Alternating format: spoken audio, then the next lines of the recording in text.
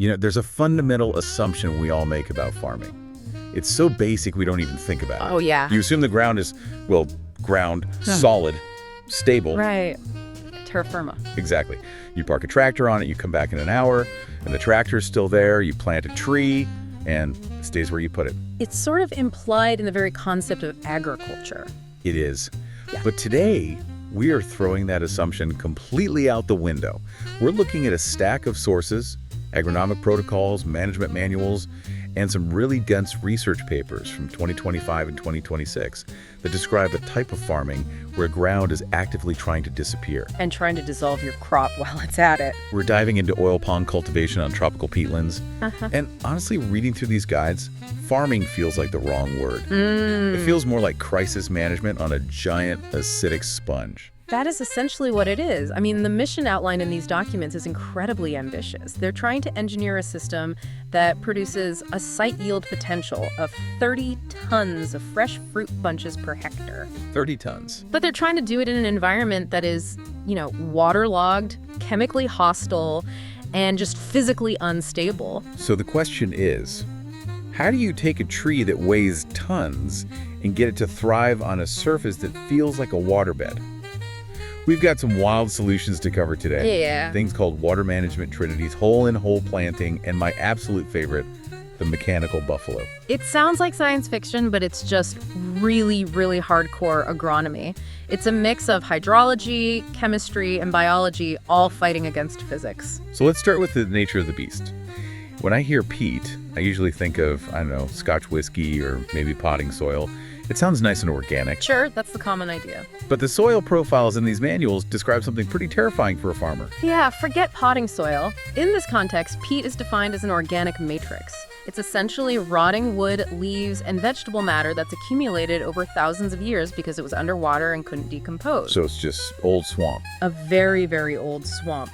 And the key metrics here are porosity and bulk density. Which is a fancy way of saying it's fluffy. Extremely fluffy. It's full of holes. So it creates a matrix that holds a massive amount of water but very little solid material. And chemically, it's brutal. The sources cite a pH range of 3 to 4.5. 3 to 4.5. Okay, for context, vinegar is usually around pH 2.5 or 3. Orange juice is around 3.5. So we're trying to grow a massive commercial crop in a field of mild vinegar. Pretty much. And that acidity, that locks out nutrients, which I know we'll get to. But the physical instability is the immediate killer. The sources keep hammering home this concept of subsidence. This is the disappearing act. Right. Peat is mostly water and carbon. To farm it, you have to drain the water. You have to. But when you drain it, the physical structure collapses like a deflated souffle. Plus, oxygen gets in, the peat oxidizes, and it literally evaporates into the air as CO2. The ground level drops every single year. So if you aren't careful, your farm literally sinks below the level of the river next to it. And then you're underwater. But even before that, you have lodging. The tree's just falling over. The soil is so soft like pudding that the palms just tip over. They can't grip anything. It's a huge problem. But there was one risk in the 2026 guidelines that really stood out to me. It sounded like a paradox. Hydrophobicity. The coffee grounds effect. Yes, this is the most dangerous trap in peat farming. You have to drain the peat to plant, right? Right. But the manual warns that if you drain it too much and the peat dries out completely, it changes chemically. It undergoes an irreversible transformation. And turns into this granular, dusty material that looks exactly like dry coffee grounds. Precisely. And once it turns into coffee grounds, you can't turn it back. Never. It becomes hydrophobic. It physically repels water. So you could have a flood the next day. And that soil would stay bone dry. You have permanently destroyed the root zone. So you have to drain it enough so the roots don't drown, but if you drain it an inch too far, you destroy the farm forever. That is the tightrope. And that brings us to the absolute core of these protocols. Water management. If you get this wrong, nothing else matters. The Goldilocks zone. Exactly. The sources are obsessive about the groundwater level, or GWL. There's a strict rule. The water table must be maintained between 40 and 60 centimeters from the surface. A 20-centimeter window. That seems incredibly precise for a plantation that might be thousands of hectares. It has to be. If you let the water drop below 70 centimeters, you hit that irreversible drying zone, you get massive subsidence. And the yield loss. The sources estimate that just from the water stress of being too dry, you lose about 11% of your yield instantly. Wow. And if it's too shallow, say the water is sitting at 30 centimeters, Then you get root asphyxiation. The roots drown. they need oxygen to function. Right. So if they're underwater, they enter nutrient lockout. You could dump a ton of fertilizer on the tree, but if the roots are choking, they can't eat. So how do they control this? The sources describe a water management trinity. It sounds almost religious. In a way, it is. The trinity is drains, weirs, and stop-offs. Okay. You have the drains to move the water, obviously, but the stop-off is the critical piece of engineering. Describe that for me. What is that? A stop-off is basically a dam, usually made of sandbags, timber, or sometimes concrete, placed inside the drain. The rule of thumb in the manual is strict. You install one stop-off for every 20-centimeter drop in elevation. So you're terracing the water. You're building a staircase of water. You want the water level to stay high in the drain so it pushes back against the soil and keeps the water table high in the field. But it's not a passive system. You don't just build it and walk away. Absolutely not. Because of the rain. Right. The drainage coefficient specs are intense. The system has to be capable of removing 0.25 to 0.75 inches of water per day to handle monsoon rains. But, and here's the kicker, the estate manager has to be ready to block those drains the second the rain stops. It sounds like active combat. You're opening valves, closing valves, moving sandbags. It is active. If the manager falls asleep at the wheel during a dry spell, the water drops and you get coffee grounds. If they miss a beat during a monsoon, you flood the roots. It's a 247 job. Okay, so let's assume we've mastered the water. We have our staircase. Now we have to actually put a tree in the ground. Right. And this is where the engineering gets really counterintuitive for me. Usually if I'm planting a garden, I want loose, aerated soil. I'm tilling it, I'm, fluffing it up. Right. In mineral soil, aeration is good. It's what you want. But these manuals say the opposite. They describe using heavy excavators to mechanically compact the peat before planting. They literally drive over the planting rows to squish it down. It sounds wrong, doesn't it? But remember the porosity. Peat is full of macropores, giant air gaps. Okay. If you put fertilizer on loose peat, the rain just washes it straight through those big holes down to the groundwater and out to the river. The tree gets nothing. So the compaction is about closing the holes. It's about increasing bulk density. By compressing the peat, usually done when the water table is lowered to 90 centimeter temporarily, you create a denser medium. This holds the fertilizer better, but more importantly, it gives the palm tree something solid to grip. Preventing the tipping over. Exactly. It creates an anchorage zone. If you don't compact, the tree grows, gets heavy, and just keels over because the soil is too loose to hold the root ball. And then there's the planting technique itself, hole-in-hole planting. This sounded like a tongue twister, but the logic behind it is fascinating. It's a brilliant, low-tech solution to the subsidence problem. Because we know the ground is going to sink. It's inevitable. If you plant a seedling level with the surface today, in 5 years, the ground might be a foot lower. Which leaves the roots exposing to the air. Right. You end up with hanging roots, the tree becomes unstable and dries out. So hole-in-hole anticipates this. You dig a large, shallow hole, maybe a meter wide. Then inside that, you dig a smaller hole for the actual plant. You plant the seedling deep inside that second inner hole. So the tree starts its life sitting inside a pit. Ideally, yes. It looks a bit odd at first, Okay. but as the surrounding peat subsides over the next few years, the ground level drops and eventually meets the tree. It settles into place. It effectively settles into the correct position relative to the surface. You're planting for where the ground is going to be in 2030, not where it is in 2026. That's precisely. It's four-dimensional planting. Yeah, so You have to factor in time. Okay, so the tree is in the ground, it's compacted, it's deep planted, but we established earlier that this soil is basically vinegar and rotting wood. a nutrient void. There are no nutrients in it. Almost nothing. Mineral soils usually have reserves of potassium or magnesium locked in the clay. Peat has. Well, it's just organic matter. The hunger for potassium specifically is insatiable. I saw the dosage recommendations. They hit that 30-ton yield, they are dumping massive amounts of salt on these trees. It's about 4.0 to 5.0 kilograms of muriate of potash MOP per palm per year. But every single tree. Per tree. That is a huge amount. You visualize a 5-kilogram bag of salt. That's what every single tree needs just to keep the fruit coming. But the part that really surprised me was the peat yellowing. I think any amateur gardener sees yellow leaves and thinks nitrogen. That's the classic mistake. On mineral soil, yellow leaves usually mean nitrogen deficiency. But on peat, the sources say if you see yellowing, it's almost always a micronutrient issue. Specifically copper. Copper, yes. Peat has a nasty habit of chemically binding copper, making it unavailable to the plant. And without copper? The enzymes for photosynthesis physically break down. You get mid-crown chlorosis. And the cure isn't more nitrogen. No, if you add nitrogen, you might make it worse. The cure is feeding the tree copper sulfate. And then you have boron. The hook leaf symptom. That's the one. Lack of boron makes the leaves grow in this weird hooked shape, but the invisible damage is to the pollen.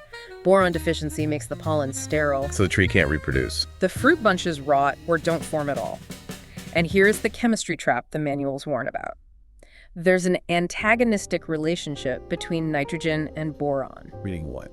If you add too much nitrogen, which is easy to do because peat has some natural nitrogen mineralization, the nitrogen blocks the tree from absorbing the boron. So you can literally starve the tree of boron by overfeeding it nitrogen. Exactly. It's a chemical balancing act. You aren't just farming, you're managing a complex titration experiment in the field. Okay, so the tree is fed, it's green. Now let's look up at the leaves, the canopy factory.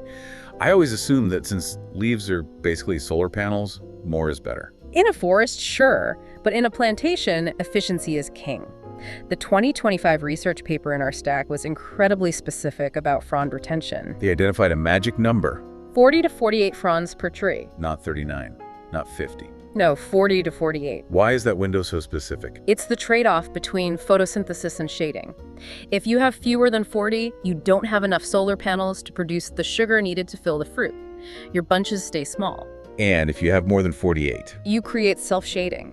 The upper leaves block the sun from the lower leaves. Those lower leaves are still alive, they're breathing, burning energy, but they aren't producing sugar. They become parasitic. They're freeloaders on the tree, but there is another reason to keep the canopy trimmed, right? The bugs. The bunch moth. This is a pest that loves high humidity and darkness.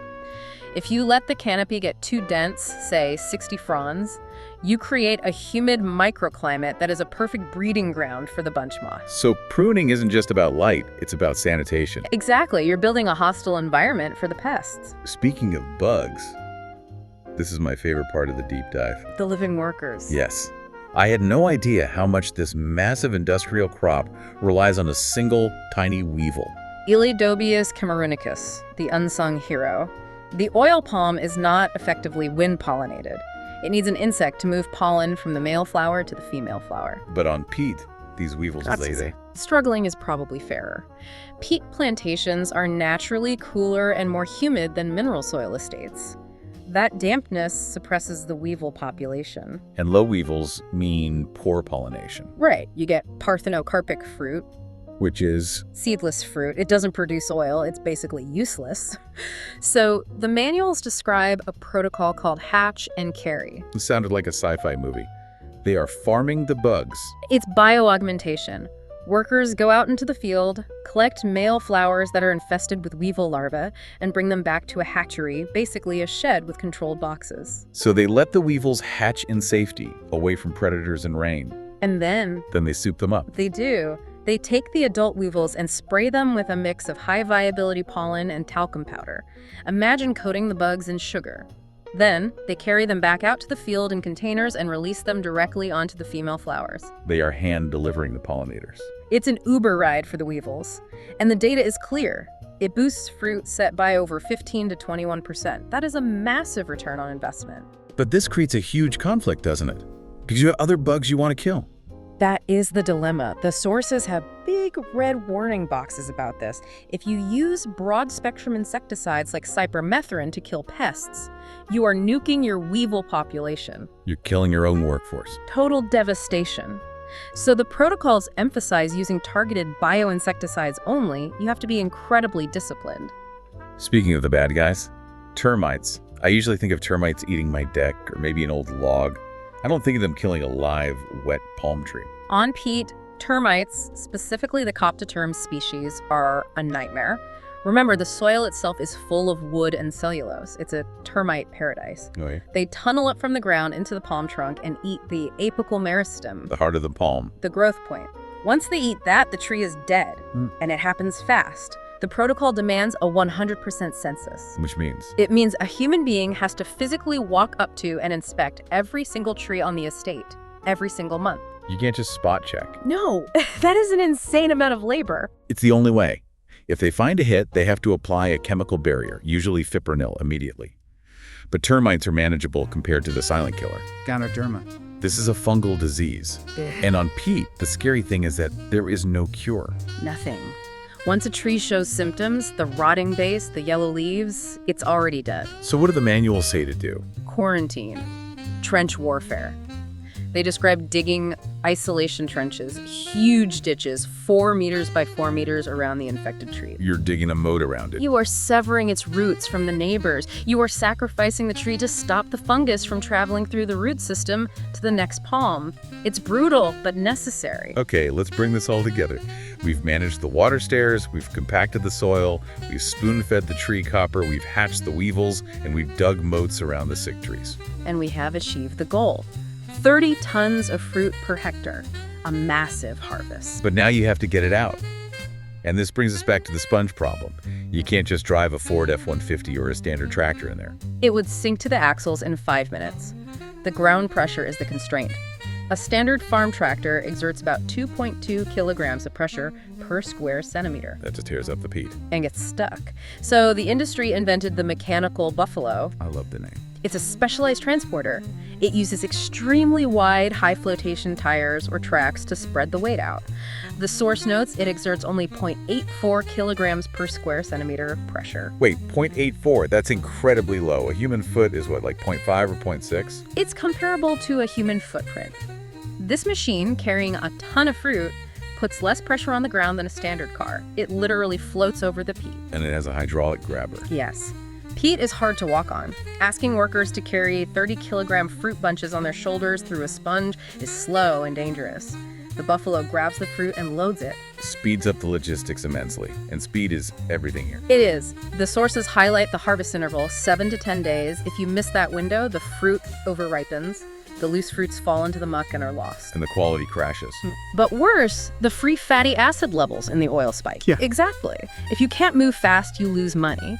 That's why they also mention the cantus. The motorized cutter. Right. Instead of a guy with a sickle on a long pole manually sawing through a tough frond, this is a powered chisel.